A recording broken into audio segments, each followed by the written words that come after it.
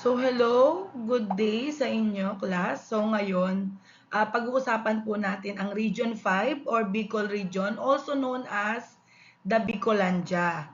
So, isa po sa pinaka-interesting at saka cultural rich na region sa Pilipinas is ang Bicol.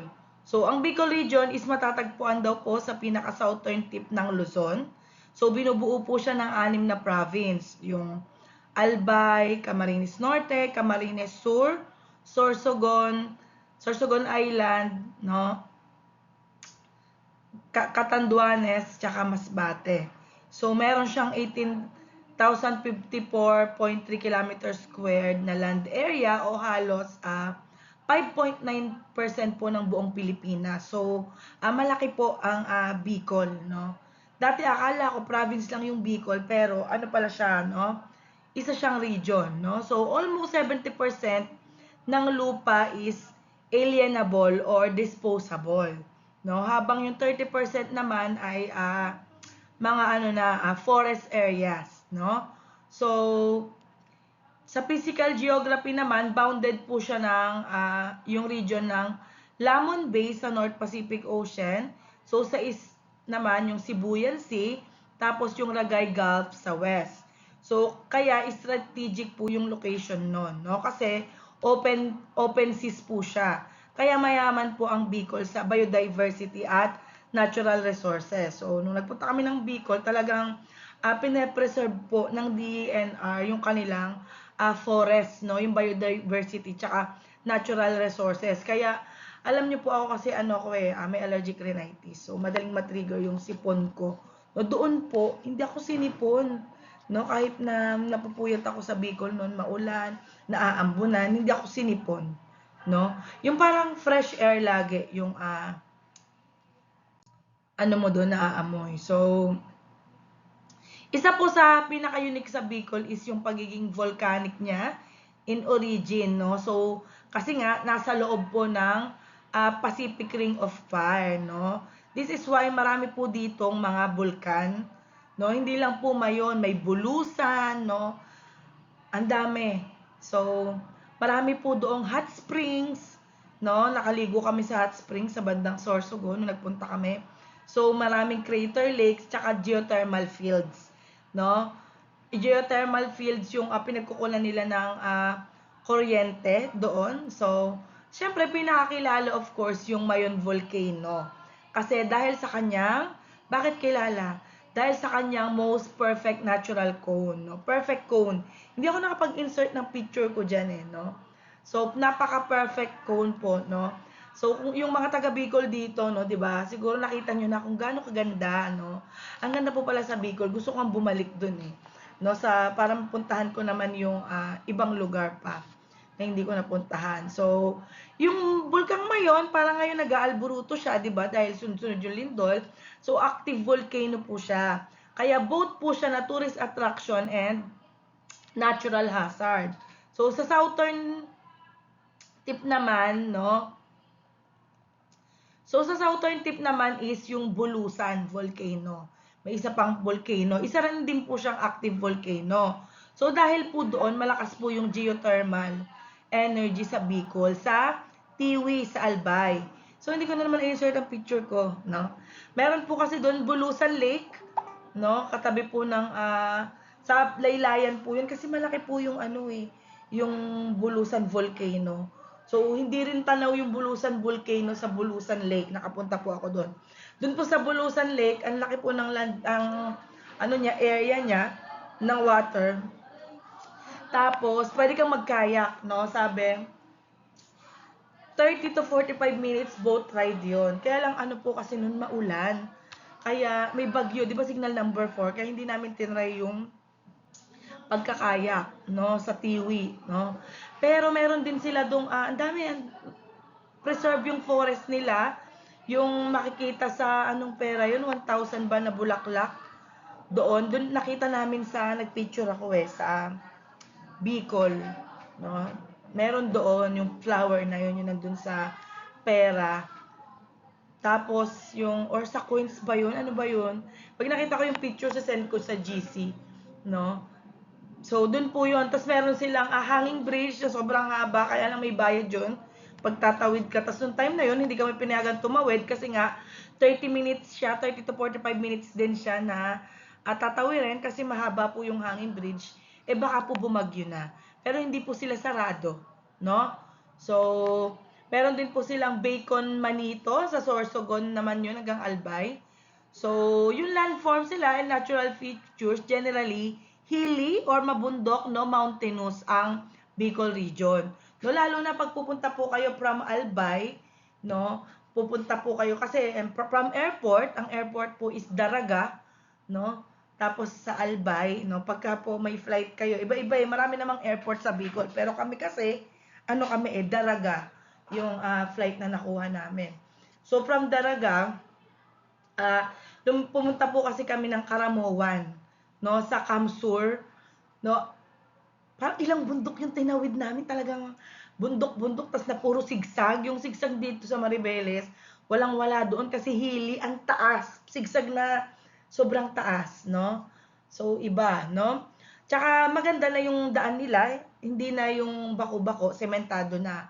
Although, may ilang plains din, lalo na sa Camarines Sur, pag bumaba ka na ng Kamsur, no? At saka sa southwestern Albay. So, marami din po silang rivers, lakes, tsaka mountains, tsaka nga volcanoes and waterfalls, may caves, may springs, kaya sobrang dami po ng natural attractions. So, ayan, nakalagay dyan, it features numerous natural attractions, no? So, while Bicolanos were known to be friendly and religious, kilala po kasi silang palakaibigan. Totoo po, mabait po yung tao dito, no? So, they strongly resisted Spanish colonization. Kaya pag may kita nyo po doon, may mga churches, ano pa po yun? Inspired po siya ng Spanish. Sayang, kanina hindi tayo nakapag ano sa klase papanood ko sana yung video. Pero panoorin nyo, isisend ko din yung link ng tour sa Bicol. Dahil nga hindi natin na ipakita kanina, no? So, early accounts describe their refusal to surrender without force, with local chiefs bravely opposing Spanish troops led by Captain Pedro Chavez, who later established a Spanish settlement of Caceres beside the native village of Naga. Okay? So, punta naman po tayo sa people and culture ng Bicol. So, di ba nga, sabi ng mga Spanish missionaries noon, yung Bicolano daw is friendly, gentle, tsaka religious. Pero nung dumating na po yung mananakop noong 1573, no, matapang po silang lumaban. Ayun nga, sabi ko kanina, si Captain Pedro Chavez po yung nag-establish ng Spanish settlement sa Caceres. Ngayon po, sa Naga City na. Pero bago po yun, malakas po yung resistance ng mga Bicolano. So, ayan po, Bicol po, no, ang pangunahing dialect sa kanila, pero may iba-ibang variation po per province or municipality yung language. So, of course, syempre, Filipino tsaka yung English yung widely spoken, especially po sa school, tsaka sa business, tsaka sa tourism. No? Kasi, hindi naman lahat Bicolano. No? Yung iba may foreigner. No? And yung iba galing sa ibang regions, like us. So, Bicolanos are known for religiosity kasi very devoted people po sila and they are very conservative, no? Mas gusto po nila yung familiar kaysa sa risky changes, no? And meron silang love for music and dance, no? Mahilig silang kumanta, maggitara, magsayaw, no? And yung kultura nila, mahilig sila sa mga local games kagaya ng sabong, no? So, similar po sa Tagalog region, mahilig po sila sa spicy food, no? So, walang pagkain doon kung walang siling pula at gata, no? So, masarap nga po yung pinangat nila. Di ba dito sa atin yung pinangat, yung halimbawa isda, may kamatis, may kalamansi, tas tubig lang, ganun. Sa kanila yung pinangat, yung binalot sa dahon ng ng saging, tas nandun yung mga parang gabi leaves. Tapos may mga gata doon sa loob. Tas ang lambot-lambot. No, yun pala yung pinangat sa kanila. Naakala ko may sabaw, no, hindi pala. So sila po yung nagpauso ng Bicol Express at laing, and may nabibili ka po doon na yung dried na laing na pwede mo iuwi, no? So their biggest celebration po is the Peña Francia Festival, no, tuwing 3rd of Sunday sa Naga City. No, so marami pong devotees doon yung nagdadala ng image, no, yung o imahe ng Birhen, no. Tapos pinoprosesyon nila, tapos nagsumisigaw sila ng Viva la Virgen, 'di ba? Ganon yung long week festivities. So ganon, no, normal lang na ginagawa ng mga Katoliko. So, yun nga, yung biggest religious festival nila, no, tuwing 3rd Sunday po yun ng September. So, syempre, karamihan po doon lalaki yung mga devotee na dinadala po yung image ni Peña Francia. So, for 1 week, puno po yung naga ng candle lightning, ng prayers, ng mga palabas, mga programs, no, yung mga sabong, no, yung mga contest po ng mga motor, mga ganon. And, meron po silang tinatawag na famous fluvial procession sa Naga River. So, yung most po ng Bicolano is engaged po sila sa farming. Kasi po malawak po ang lupain nila. No, pag nagpunta ka doon, no, ang dami. Lalo na yung ano nila, yung koprahan o yung nyog, yung mga bukuhan, ang dami, nahuhulog lang. No? So, ang mura doon ng gata, parang 10 lang. Ganon. Tapos yung iba, binibigay lang pag hiningi mo, nadaanan mo. And ano ko, doon pala nagsimula yung word na ngani, sa kanila pala, sa Bicol. Tapos parang pagka medyo galit ka na, doon mo lang nagagamit yung ngani. Ganon, sabi ng tour guide namin. So, fishing, logging, cattle, no, no, racing, lalo na sa Masbate. So, handicrafts, marami silang mga handicrafts. Kasi kung maipakita yung picture ko, pinicturean ko yun sa Sabang Bay. Nandun yung mga handicrafts nila, mga bag, marami silang handicrafts doon na ginagawa, mga banig, mga furnitures, no, nagawa sa product nila. So, yung way of life nila is similar sa ibang mga Tagalson, pero sila po is mga simple, hardworking, and community-oriented, no? So, they rarely show anger, and according to historian Teodoro Agoncillo, they stand out for what is right, for their strong religious devotion. Siyempre, kilala sila sa spicy food, sa gata, no? Especially nga yung may siling pula or siling labuyo. 'Di ba? Anong palabas 'yun, yung kay Julia tsaka kay ano? 'Di ba? Sa Bicol po yung shinuting, yung sa The Farm Plate, no? Kaya lang hindi po kasi ako nagpicture sa mga image ng mga santo dahil po for my religious na paniniwala, tsaka sa mga churches hindi po ako nag-picture doon, pero pinicturean ko sila na isasama ko dapat sa slide, kaya lang hindi nasama. Parang iba yung lumalabas sa messenger ko, yung photo view ba yon? Hindi ko ma-download. So, yon. So, tourism and attraction. So, in the past years, umangat po ng husto yung tourism ng Bicol dahil po sa Mayon Volcano. Maraming naku-curious, gustong makita yung perfect cone. Tsaka sa Camsor Water Sports Complex. No? Ano po siya, dinadayo siya. No? Isa siyang activity, water activity. Lalo na sa whale shark watching sa Donsol. Hindi na po ako nakapag-ganon kasi baka magulat yung mga kauri ko. Nandito ka. Charot. So, hindi pa kami nagpunta sa bandang doon, sa Donsol. Hindi kami nakapunta. So, sa Sorsogon, kilala sila sa mga beautiful beaches and waterfalls, sa Spanish era churches. So, yung arena nila ang ganda, no? Adventure activities, meron silang spelunking, may diving, mountaineering, no? So, yung Southern Luzon International Airport sa Legazpi, ongoing development pa din, no? And, syempre, pag nagawa yun, magbuboost yun lalo ng turismo, no? So, sa Camarines Norte, dun po unang nagpatayo ng Rizal Monument. Kaya may monument po doon si Rizal. So, sa Camarines Sur, home to Naga City and Colegio de Santa Isabel. Ayun po yung first normal school for girls in the Orient, no? Yung Colegio de Santa Isabel.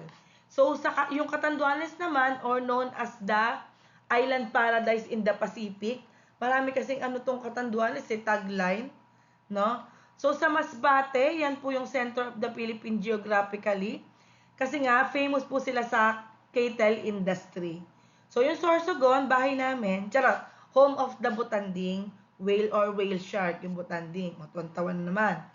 So, yung Albay naman, syempre kilala natin yan. Ang Albay, dyan makikita ang Mayon Volcano. No? So, ayan. Sinabi ko na pala yan na nasakop ko na. So, pumunta naman po tayo, class, sa volcanoes of the Bicol region. Madami siya, di ba? So, akala ko dati Bulusan lang. Tsaka, Mayon. So, unahin muna natin yung Mount Isarog. Isa siya sa closest sa Naga City. So, gaano siya kataas, class? Meron siyang 1,966 meters or 6,450 feet. O, di ba ang taas? So, it has a 2.5 kilometer wide crater na may fumaroles, no? It's a fumarolic volcano. Ibig sabihin, naglalabas po siya ng gases. Kaya po, fumarolic volcano po siya. So, sunod naman, yung Mount Iriga. Ito yung may large horseshoe-shaped collapse crater na katabi po siya ng Lake Buhi. Yung height naman po niya is 1,196 meters or 3,924 feet, no? Yung Mount Malinaw naman, mas mataas po siya. No, 1,548 meters, 5,079 feet. Yung interesting po dito is, saan matatagpuan yung Tiwi Geothermal Fields? So, dun po yung matatagpuan sa lower eastern lobe niya, no, nung Mount Malinaw, no? So, malaking source po siya ng energy. Yun po yung kagandahan doon. So, sa Mount Masaragan naman, isa po siyang sharp top, no? Mataas siya, matulis, sharp po siya. Meron siyang 1,328 meters or 4,357 feet na taas, no?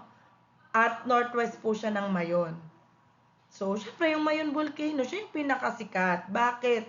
Dahil nga po sa beautifully symmetrical cone niya na perfect shape, no? So, kung mapapansin nyo, may napansin ba kayo sa taas, no? So, based sa reading natin, ang nakalagay, unang listahan is 1,196 meters or 3,924 feet. Pero sa Albay section, 2,462 meters or 8,077 feet ang height. So, ang 2,462 meter ang mas kilala at parang pinaka-accurate na current height daw po ng Mayon. So, yun po yung malaking difference. So, yung Mayon po, yung highest peak sa Region 5, sa dami ng bundok. So, meron po silang Pokdol Mountains. Yan po yung group of volcanoes. Ito is fumarolic din between Albay and Sorsogon. So, yung highest point is 1,102 meters or 615 feet. So, meron din diyang Bulusan Volcano. Ito nga yung other active volcano ng region. So, gaano po siya kataas? Meron po siyang 1,565 meters or 5,135 feet, yung Bulusan Volcano. So, provinces naman po tayo ng Bicol Region. So, moving on po tayo sa Albay. Isa po siya sa pinakasikat na province nga dahil sa Mayon. Ang Albay is the culture centered on Mayon and tradition. Ayan ang kanyang capital, Legazpi City. Land area, home of the world-renowned Mayon Volcano. Ang tawag po sa mga tao doon is Albayanos. Ang language po is Bicol. So, ang Mayon is famous worldwide dahil nga sa perfect cone. So, let's talk about the provinces. So, alam nyo ba na yung pangalan na Bicol is nanggaling po yan sa biggest and longest river sa region. So, yung mga tawag nga dun, di ba, tinawag na Bicolano. So, ano naman yung capital ng Albay? Legazpi City. Name po siya after ni Miguel Lopez de Legazpi. So, sino yung mga tao sa Albay? Albayanos. Sila yung naging devout Catholics dahil sa 300 years ng Spanish colonization, starting noon 1565 pa lang. So, ang most associated symbol ng Albay ay syempre yung Mayon nga. So, ang land area ng Albay is 2,554.6 square kilometers. So, bukod sa Mayon, no, meron pang major peaks, yung Mount Masaraga at Mount Malinaw. So, sa climate naman, dati they used to experience up to 18 typhoons sa isang taon. Kaya sila ang first in the country na nag-establish ng Climate Change Academy. So, di ba impressive? So, yung mga attractions nila, nandyan yung Mayon Volcano, no, pag pumunta kayo ng Bicol, Kagsawa Ruins, dyan bibili ng mga pasalubong. Sa Sumlang Lake, dyan kami nag-lunch, no? Makikita mo siya, magla-lunch ka, overlooking ng lake, overlooking ng Taal, no? Ang ganda. So, syempre, wag natin kalimutan yung 1 hour away lang na whale shark sa Donsol, na ihanda nyo yung pera nyo kasi medyo may kamahalan, kaya hindi na namin tinry. So, yung Bicol sa kanila or yung Mayon is a both a blessing daw po and a risk. Syempre, risk dahil po active ito. Pero, blessing kasi attractive siya sa tourists like us na pumunta doon. So, ayun nga, yung Kagsawa Ruins na church, reminder naman po yun ng historical eruption ng Mayon noong 1814 nung geothermal fields in Tiwi Rice, coconut and abaca farming Albay also serve as a central hub for tourism dahil sa Legazpi. So, sa Albay po, malaking bahagi po ng culture nila yung Mayon Volcano, kahit sa art, sa stories, or sa folk dances and tradition. Lagi pong simbolo si Mayon ng ganda tsaka ng lakas. So, Albay culture is known for devotion kay Nuestra Señora de la Porteria. May kita nyo yun, may ano siya dun may monument. Di ako nagpa-picture dun kasi bawal sa amin yun. So, Kagsawa Festival, century-old churches, kagaya ng Daraga Church, no? Siyempre, kilala sila sa kanilang cuisine with gata and sili.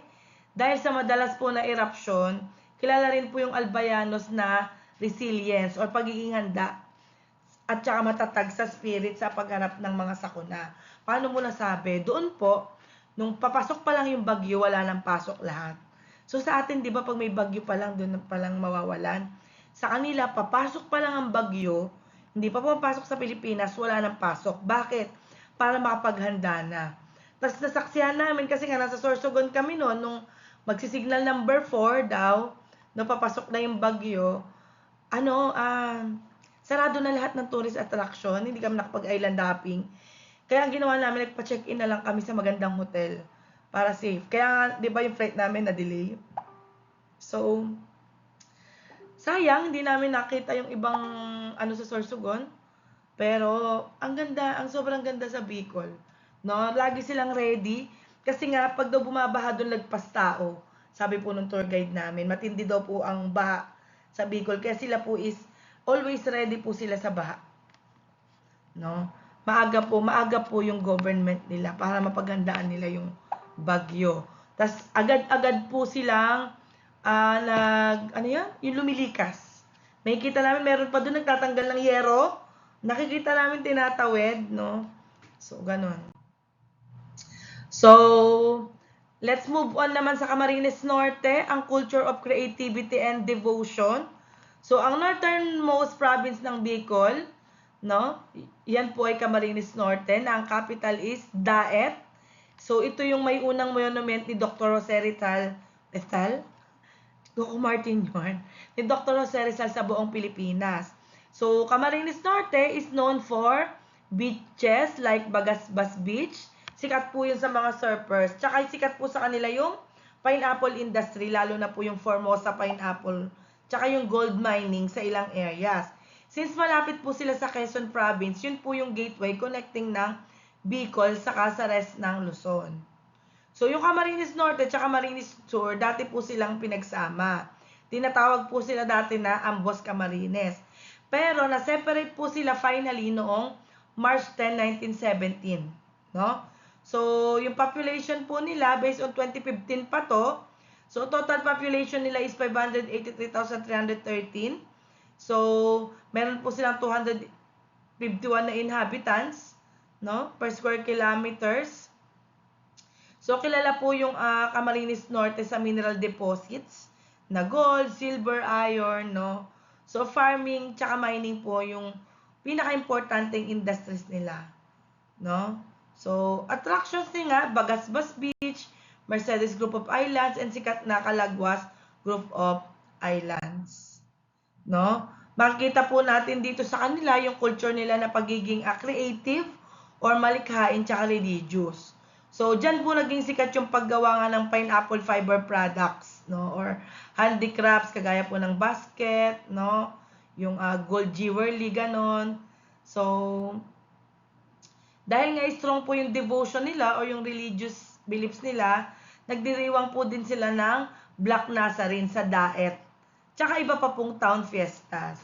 So, yung music nila, dancing, simple community celebrations po na part po ng daily life nila.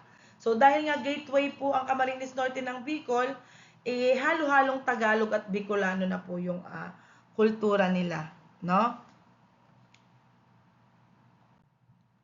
So, next po is Camarines Sur, yung pinakamalaking province sa Bicol, or the religious heart of Bicol.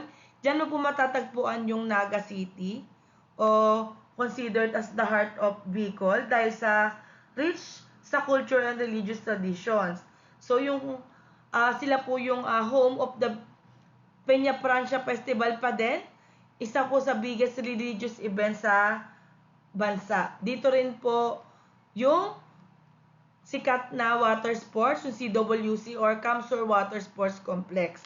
Sikat po sila sa wakeboarding. Alam niyo po yung wakeboarding, yung nakahawak ka sa, may hinahawak ka, hinahatak ka ng parang ferry ba yon? Na parang yate, tapos, o bangka, tapos nasa board ka, may hawak kang ganon. So, yun po yung wakeboarding. So, nagbuboost po yun ng tourism sa kanila. So, meron po silang matatabang lupa, kaya po malalawak po yung mga plains nila, mga pananim nila, taniman. So, yung Camarines Sur din is also an educational center. Kasi doon po matatagpuan yung Colegio de Santa Isabel, yung sinabi ko kanina, yung first normal school for girls sa Orient. Okay po? So, yung Camsur po is considered the religious heart of the region dahil dito po ginanap yung Peña Franca Festival sa Naga City, no? So, kilala po yung culture nila, no, sa paglalakad po ng Translasyon Fluvial Procession, yung lahat ng male devotees nga na sumisigaw ng Viva la Virgen, no? Yun nga yung may week-long prayer sila tsaka cultural programs. So, they value education because Naga is a learning center. And dito daw po nakatira si Mama Lenny, no? So, Lenny Robredo sa Naga. So, yung mga traditional Bicolano food, kagaya ng laing, yung kinalas, no? Yung kanilang strong community bonding, through music and dance, yung values nila is rooted po sa faith, sa family, sa community, tsaka po sa buhay nila. And, ayan po, marami po silang attractions. Yung Karamoan Island, dyan po kami nagpunta na dagat, no? Sa Karamoan po, marami po dyang island para mag-island hopping, maraming beach dyan. So, sa Mount Isarog National Park, ano to? Ayan, basahin nyo na lang yan. Sa Sabang Beach, nakapunta na rin ako dyan, no? Sa Hot Spring, may mga hot spring din dyan. And yung mga churches po. Okay? So, let's go naman sa Sorsogon.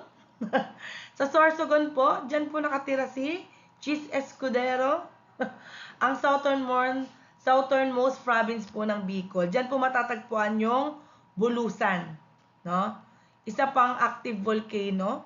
From Albay, mga 3 to 4 hours driving, Sorsogon ka na, no? Pero ang pinakasikat po dyan is yung Butanding Whale Shark sa Donsol, no? So, tourists from all over the world come to experience whale shark interaction, no? So, other features of Sorsogon, marami silang hot spring beaches. So, dahil nga sarado, bigo kami, hindi kami nakapag-island hopping. Okay lang sa akin kasi may regla ko nun. So, nag-hot spring na lang kami. No, may hot spring dyan. Tapos may iba't ibang, yung hot spring pala, iba't ibang level nun. May warm, may mainit, may sobrang init, may pinakamainit pa, na hindi ka pwedeng lumublob, yung hanggang tuhod lang. Tapos, meron pala nakalagay dun, if high blood ka, hindi pwede. Mga ganyan. So, ganon, no? So, emerald green landscapes, may kita mo doon, and ecotourism activities. So, kilala po ang province ng Sorsogon sa peaceful natural environment nila and eco-friendly tourism. Yun po ang pinopromote nila. So, kaya ang Sorsogon is eco-cultural harmony. No, ang Sorsogon po is nasa southernmost province po siya ng Luzon. So, ang capital niya is Sorsogon City. So, sino yung mga tao sa Sorsogon? Sorsoqueños. Tandaan nyo yun. So, dun po nagsimula yung conquest and Christianization ng Luzon noong 1569 sa Otavi or yung Old Town po ng Bulan. So, based on 2015 census, yung total population nila is 792,949. So, meron silang 374 inhabitants per square kilometers. So, fun fact lang po, yung Sorsogon is isa po siya sa most densely populated province sa region. Kasi many of its inhabitants are migrants from Visayas, yung mga Waray tsaka Hiligaynon, no? Though, Bicolanos remain the dominant cultural group, no? Pero marami pa din pong Dayo. So, ang highest elevation po nila is yung active volcano na Mount Bulusan. So, marami rin nga po magandang attraction dito. Yung Subic, diyan kami pupunta eh. Subic na na island, no? And Tikling Beach, Pagiran Island at Libanon Beach, no? Sorsogon kasi nga meron siyang culture na very close sa nature. Dahil kilala po sila sa whale sharks or butanding, strong po yung consciousness nila for environmental protection. So, cultural traits include simple rural life, community festivals like Kasanggayahan festivals, no? Yung strong respect po nila sa tradition po ng mga matatanda, no? So, yung cuisine nila, rich in seafood po sila and sa coconut dito sa Sorsogon, no? Yung mga tao po dito mababait pero mga masisipag, no? Nagre-reflect po sa kanilang peaceful and their natural surroundings. So, next naman po is Catanduanes, an island province facing the Pacific Ocean. Dahil po sa location nito, yan po is kilalang land of the howling winds. Bakit? Kasi ito po ang first landmass na humaharap sa Pacific Ocean. Kaya direct po sapat ng typhoons. So yung capital niya po is Virac, no? So yung whole island is almost single mountain mass. Wala pong dry season doon. Yung tag-ulan po siya throughout the year. So based on 2015 census nga, 260,964 ang population. So, ito yung medyo least populous sa mga provinces na na-discuss natin. So, kasi meron lang silang parang 175 inhabitants per square kilometers. So, yung kinabubuhay nila dito is fishing, second to farming. Ano yung mga fina-farm nila dito? Rice, corn, abaka, ganon. So, syempre, marami din po silang attractions. Yung Binurong Point, Twin Rock Beach, Puraran Beach, no? Tinatawag din po yung Catanduanes the Happy Island or Island Paradise of the Pacific kasi nga marami po itong tourist attraction, no? Yung Puraran Beach, yan po yung isa sa best surfing spot sa Philippines. Marami silang beautiful coves, beaches, rock formations, tsaka meron po silang lugar na very clean, peaceful, tsaka nature preserved environment. Since island po siya, fishing and abaka farming po yung common nga po sa kanila. So sa Catanduanes Island, culture po yung nangingibabaw. Kaya nga sila the Happy Island dahil po sila po is merong positive and resilient attitude, no? Palagi po silang, kahit na po palagi silang exposed sa bagyo, no? So, yung abaka weaving nila, yung world-class and traditional na ginagawa nila, and makikita mo rin doon yung old Spanish churches, no? Yung lifestyle nila, nagpa-farming, nagpa-fishing, no? Kagaya daw po ng mga ng mga tao sa Katandungan or Catanduanes, no? Yun po yung tawag sa kanila. So, kilala rin po sila sa strong family ties, hospitality, tsaka faith. So, let's move naman sa Masbate or yung cowboy culture of the Philippines. Dito na po yung last. So, yung Masbate, meron po siyang unique culture na parang Western inspired. So, ito po yung cattle capital of the Philippines. Kaya po meron silang Rodeo Masbateño Festival. So, isang cultural event na may cattle shows, horseback riding, competitions, tsaka cowboy outfits. So, other cultural traits niya, may folk songs, no, na influence ng Visayan tsaka Bicolano traditions, no. So, yung ranch lifestyle, fishing and farming culture, no. Meron silang strong community gatherings and town fiestas dahil nasa gitna po sila ng Pilipinas. Halo-halo na po yung cultural influences na meron sila.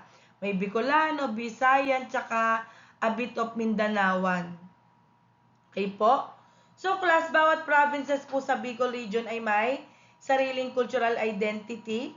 Yung Camarines Norte, kilala sila sa creative crafts nila, tsaka devotion. Yung Camarines Sur, yung religious center ng Peña Francia sa Albay.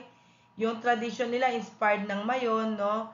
And they are a resilient people, no? So, Sorsogon naman, mga nature focus sila and peaceful. Meron silang peaceful lifestyle. So, ayun po. Ang Sorsogon, ang focus po nila is nature, tsaka peaceful lifestyle. Sa Catanduanes naman, yung island culture nila, tsaka Abaca heritage. Sa Masbate naman, yung cowboy and ranch culture. So, in summary, bawat provinces po sa Bicol is may mga kanya-kanyang identity, di ba? So, sa Camarines Norte, surfing first, surfing, tsaka yung First Rizal Monument. Sa Camarines Sur, Naga City, yung Peña Francia, tsaka yung CWC. Sa Albay naman, yung Mayon Volcano. Sa Sorsogon, yung Butanding or Whale Shark. Sa Catanduanes, no, Island Paradise kasi sa surfing. Sa Masbate, Cattle Capital, no, dahil sa kabayo, rodeo culture. Kaya yung Region 5 is rich po sa culture, nature, tsaka history and tourism. So, yun lang po. Maraming salamat. Sana nakinig kayo. Bye-bye!